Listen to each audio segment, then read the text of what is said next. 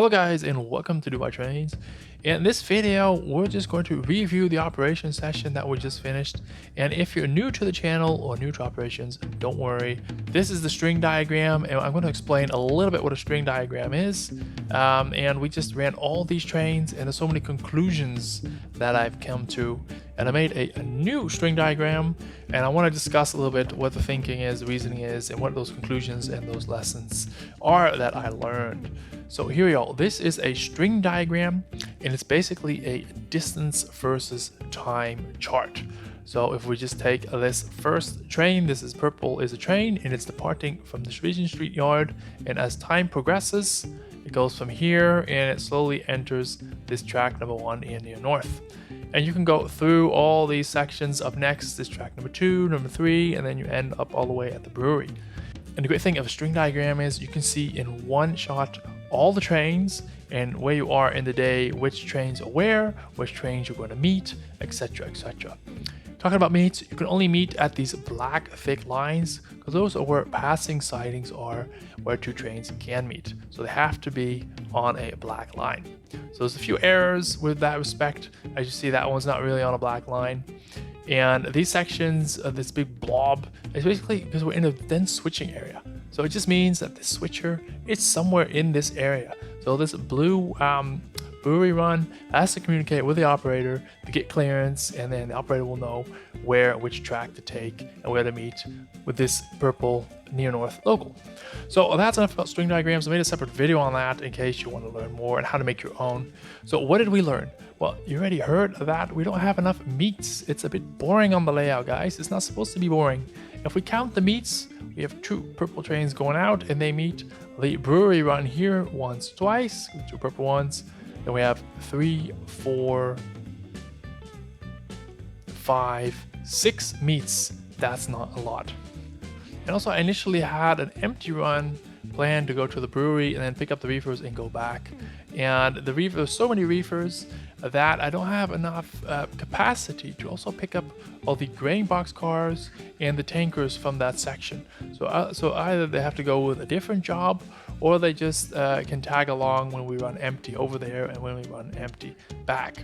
And the third item is that here at this point of the day, all the trains have come back to the terminal and there's like a lunch break, like a late 2:30 lunch break where there's no trains out on the layout, and that doesn't make any sense. Here is the new string diagram. Now, how did I come to this new diagram?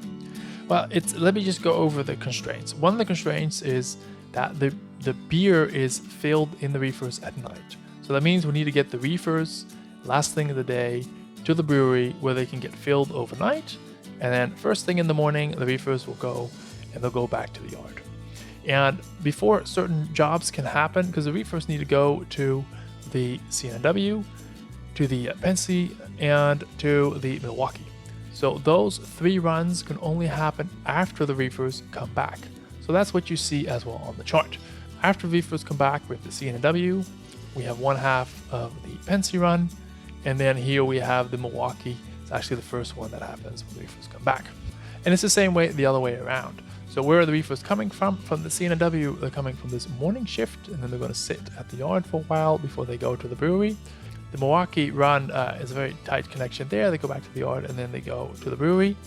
And then actually the reefers from the Pennsy hostler, they're coming back here. They're going to sit in the yard overnight, most part of the day, and then in the evening, around late afternoon, they're going to go to the brewery. Now another constraint is these external interchanges. They are linked to the railroad on the other side, so they also have a schedule. So in this case, for the CD&TRRA, there's 2 drop-off points because they want to have the cars staggered. So half of the cars are going to go in the morning, very early morning, and the other half are going to go just before lunch. The float is another big constraint. It takes 2 trips, 2 jobs to get all the cars. So here's 1, and here's 2, to the float and get ready. So when the barge arrives, they can flip it as soon as possible. And then you have 2 jobs worth of cars sitting at the float. So you have 1 that goes back, go empty, and then the second one that goes back from the float. So that's another constraint, that all these cars need to be in this location for the well, not noon, for the 2 o'clock float turn, and then they all go back to the layout. So the details I added for the neo-north section in purple is a west run, and then the sweeper at the end of the day will do the east and the west. Why I split that up? Because the Milwaukee is on the east side of the neo-north, and that also switches cars in neo-north that come from the Milwaukee. So at least the west side, most of it is done and is freed. So he can focus on the east side and maybe vendor to the west a little bit. And then at the end of the day, everything that's left over will be spotted and done. Another point of critique is that it wasn't busy enough. So let's count the meets now. So we have the purple with green, 1 with blue, 2, on the way back, 3. So 10 meets instead of 6, so we almost doubled it. That's way better. There's still a bit of a loo in the day around here, because here we have 1 train out, and then soon we get 2 out and 3 out. So yeah, here's still a little bit of a loo, but at least there's 1 train out, and it's not a total dead spot.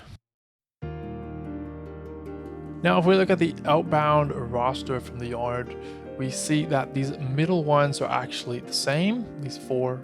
But other than that, everything before it is totally different, and everything after it. So these are different. You notice there's also 1 job less. Let's see how that turns out. So this is going to be the new roster. This is what we're going to be running quite soon. And that's not it. Remember this list I hand drew here in this illegible handwriting.